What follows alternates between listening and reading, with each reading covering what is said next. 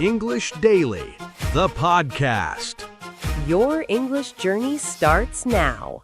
Hey, English learners, welcome back to your podcast, the English Daily Podcast. Yes, we're so happy to have you here today. Today's episode is all about connected speech secrets, why you don't understand fast native English speakers. That's right, and we're going to make it really practical for you. So whether you're a beginner or already speaking well, you'll find something useful here. Let's dive right in. You know, Jack, I get so many messages from our listeners about this one particular problem. Oh, what's that? They say, Anna, I can understand my textbook English perfectly. I can even follow movies with subtitles. But when I talk to a native speaker or when I hear them talking to each other, it's like they're speaking a completely different language. Oh, I see what you mean. That's such a common experience. It's almost like there's this secret code that natives are using, and learners haven't been given the key. Exactly. And get this, I had a student tell me once, she said, I was watching an American TV show and the character said, out of town, but it sounded like out of town. And she rewound it like 10 times trying to figure out if she misheard. That's hilarious, but also so frustrating, right? Because you know the individual words, but when they run together, it all blurs. That's exactly it. And the thing is, native speakers do this all the time. It's not that they're mumbling or speaking incorrectly. This is just how natural English sounds when it's spoken at a normal pace. Right. It's not a problem with the learner's listening skills. It's actually a feature of how English is naturally produced. So today, we're going to crack that code. We're going to teach you the secrets of connected speech so you can finally understand what natives are really saying. I'm so ready for this, and I think our listeners are going to love it because this is going to be a game changer for their comprehension. Okay, so let's start from the basics. What exactly is connected speech? I mean, we talk about it all the time, but maybe we should define it clearly. Great question. Connected speech is basically what happens when words are joined together in natural speech. Instead of saying each word separately with clear pauses, native speakers link sounds between words, reduce certain sounds, and blend everything together. So it's like when you say out of, it becomes outta? Yes, that's the perfect example. Out of, two separate words, becomes outta in natural speech. And this happens because the sounds flow into each other. Wow, that's actually really cool. It's almost like English has its own shorthand. It totally does. And the reason this trips up learners so much is that in textbooks and classrooms, we typically learn each word in isolation. We learn out and of as separate entities, but that's not how people actually speak. That's so true. I remember when I was learning Spanish, I was so confused why everyone seemed to be mumbling. It took me a while to realize they weren't mumbling. They were just speaking naturally. Oh, that's such a good point. And the same thing happens with English learners. They think there's something wrong with their ears, but really, there's just this whole other layer of English that they've never been taught. So, what are some of the most common examples? I mean, besides outta, what else should listeners be looking out for? Oh, there's so many. Kinda becomes kinda. Sort of becomes sorta. Going to becomes gonna. Want to becomes wanna. The list goes on and on. Wait, gonna and wanna are actually written in songs and text messages? But do natives really say them that way in real conversation? Absolutely. All the time. In fact, I'd say native speakers say gonna and wanna much more often than going to and want to in casual conversation. That's wild. So basically, if you're only learning the proper forms, you're only learning half the language. Exactly. And that's what we're fixing today. This episode is going to give your listeners the tools they need to recognize and even use these reductions themselves. So why do we do this? I mean, what's the point of reducing sounds? Is it just laziness or is there actually a reason? That's a really good question, Jack. Actually, it's not laziness at all. It's about efficiency and fluency. When we speak at a natural pace, our mouth and tongue can't possibly make every single sound and every single word perfectly. It's just physically impossible to speak like a robot. So we're not robots. Got it. Exactly. Think about it. When you're having a conversation, you're not thinking about each individual sound. You're focused on communicating ideas and responding naturally. The reductions just happen automatically. So it's like your brain takes a shortcut. That's a great way to put it. Your brain recognizes patterns and streamlines the process. And honestly, it makes speech flow better. Imagine if every word had a pause after it. That would sound so stilted and unnatural. Right, right. So it's actually about making speech more fluid and efficient. I like that. And here's the interesting part. Different languages have different reduction patterns. So a Spanish speaker might find certain English reductions easy because Spanish does something similar, but difficult for other ones. It's all about what your native language does. That's fascinating. So it's not just about learning the reductions, it's also about understanding why your brain might struggle with specific ones based on your native language. Absolutely. And that's why we always say, be patient with yourself. Your brain is doing a lot of work to adjust to these new patterns. And the good news is, the more you expose yourself to natural English, the more your brain will start to recognize these patterns automatically. Yes, it's like training your ear. At first, everything sounds like a blur, but after a while, your brain starts picking up on these reductions, and suddenly you can understand things you couldn't before. Okay, so let's get into the meat of this episode. What are the most common reductions that learners should know about? Great. Let's go through some of the big ones. First up, the one I mentioned earlier, out of becoming outta. So how does that work exactly? Well, out ends with a t sound, and of starts with a vowel sound. When you say them together quickly, that t sound basically merges with the o sound, and it becomes this glided outta sound. So it's not that you're dropping letters, you're kind of blending them. Exactly. You're blending the sounds together. And this happens because the mouth is moving from one sound to the next in a smooth flow. What are some other big ones?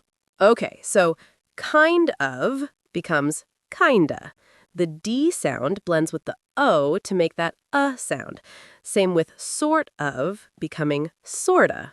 Oh, I use those all the time. I'm kinda tired or sorta weird. Yes, and those are super common in casual conversation. Now, here's a big one. Going to becomes gonna. That's probably the most famous reduction, right? It is, and learners often recognize it because it's so common.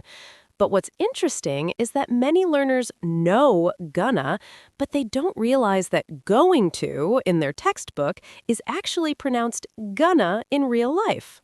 That's such a good point. There's this disconnect between what they see in writing and what they hear in speech. Exactly, and that's what we're fixing. Now, another common one is want to becoming wanna. So, I want to go becomes I wanna go. Yes, and similarly, got to becomes gotta. I gotta go. These are all so common in everyday speech. I wonder how many learners have been hearing these and thinking they're separate words. Probably a lot, and that's why today's episode is so important. Once you know these reductions exist, suddenly all that mumbling makes perfect sense. I love it. This is like giving them the keys to the kingdom. So, reductions are when sounds change or disappear. But I've also heard about something called linking. How is that different? Great question. Linking is when you connect the last sound of one word to the first sound of the next word. It's like building a bridge between words. Can you give me an example? Sure. Think about the phrase not at all. When you say it naturally, it almost sounds like one word, not at all. The T from not connects to the A from at. Oh, wow, that's really smooth. So there's no break between the words at all. Right. And this happens constantly in English. A lot of becomes a lot of. A bunch of becomes a bunch of. Is there another category we should know about? Yes, there's also assimilation. That's when one sound changes because of the sound next to it. A classic example is school. Some people say skewl instead of school. The oo sound changes because of the L that follows it. Wait, really? I say skewl. Yes, and that's totally natural. Your mouth is trying to move efficiently from one position to another, so the sounds shift a little. That's actually really helpful to know, because when learners hear skewl, they might think they're hearing a different word entirely. Exactly. And that's why this is so confusing. You're hearing a real word, but it sounds different because of these assimilation patterns. So the takeaway is, don't try to hear every individual sound perfectly, focus on understanding the overall pattern and meaning. Absolutely. And the more you listen, the more natural these patterns will become. Okay, so now we know all about connected speech and reductions, but how can our listeners actually improve their listening skills? What are some practical strategies? Oh, this is my favorite part. There are so many things learners can do. First, and most importantly, listen to a lot of natural English. What do you mean by natural English? I mean English that's actually spoken by real people in real situations, not textbook recordings. Podcasts like this one, TV shows, movies, YouTube videos, interviews, anything where people are talking naturally. That's great advice. And I guess the key is to not get discouraged when you don't understand everything, right? Exactly. That's so important. You don't need to understand every single word. Focus on the main ideas and the context. Your brain will start picking up the patterns over time. What about specific exercises? Is there something listeners can do actively, not just passively? Yes! One great technique is shadowing. That's when you listen to a native speaker and then repeat what they say at the same time, trying to copy their pronunciation and rhythm. Oh, that's a great idea. It forces you to produce the sounds yourself, which helps reinforce the patterns. Exactly. Another thing is to actively look for reductions when you're listening. When you hear something that sounds like a blur, pause and try to identify which reduced words are being used. That's such a good point. Instead of getting frustrated, turn it into a detective game. Yes. And finally, I always recommend that learners practice with subtitles.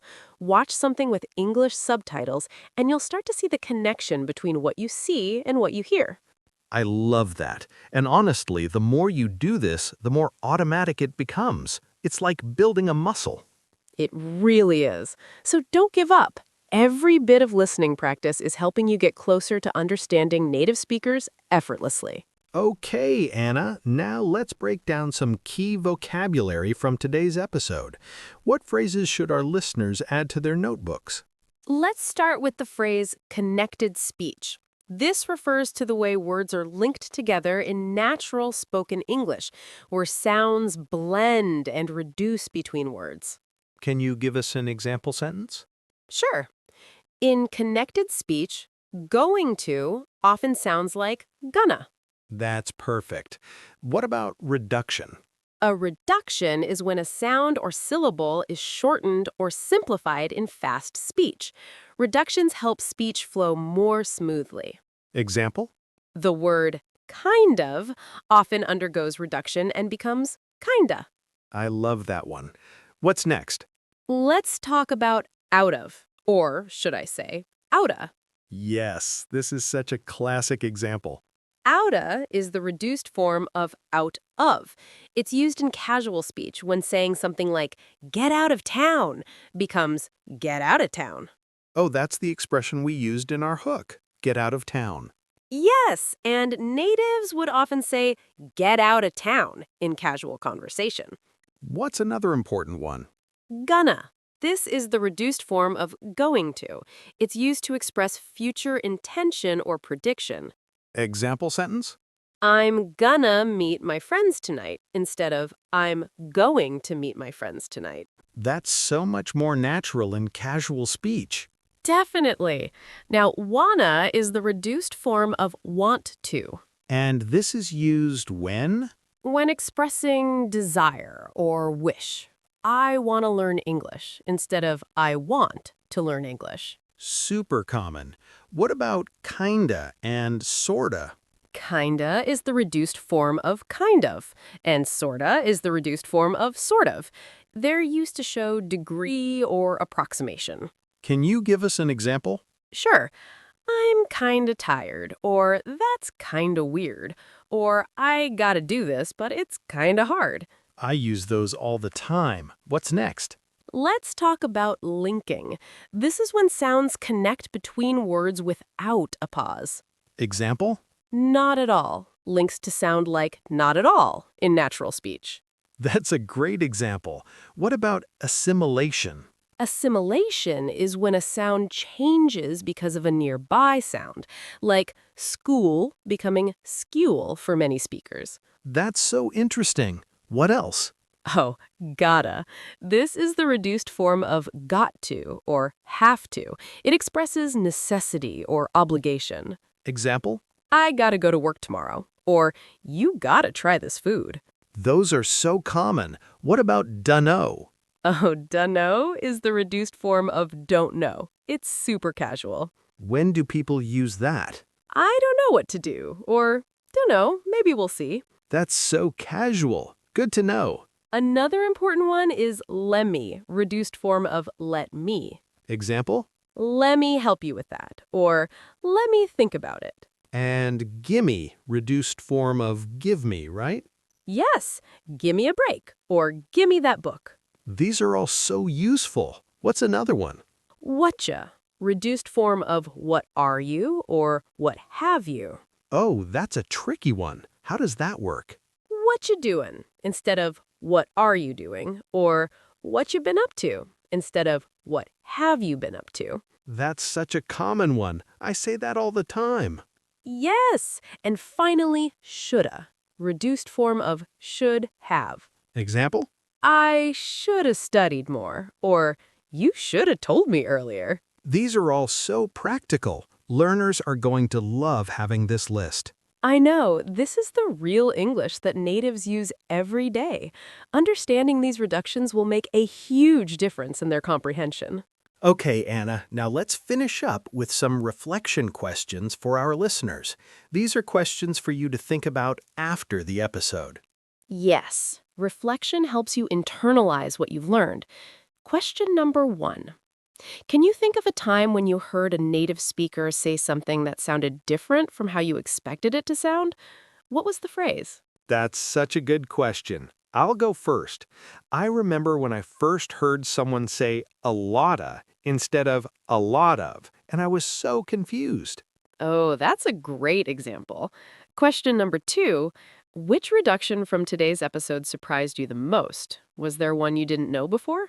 For me, I think it was learning that out of becomes outta.